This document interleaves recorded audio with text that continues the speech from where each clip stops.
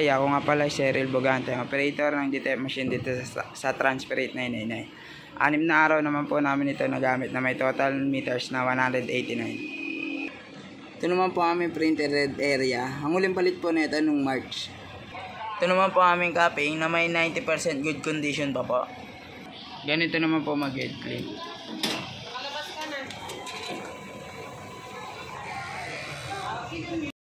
After red clean, punasan ng wiper. Ito naman po ang nozzle check ng DTF namin. Ito po yung white, ito naman po yung color. Ang ink system naman po namin ay tama lang. Ito naman po ang aming damper. Huling palit ng isa yung nakaraan linggo po. Ito naman po aming waste tank area. Nilinis po kahapon. Ito naman po aming ABR. Tapos ito naman po aming ground wire. Nakadikit po siya sa wall.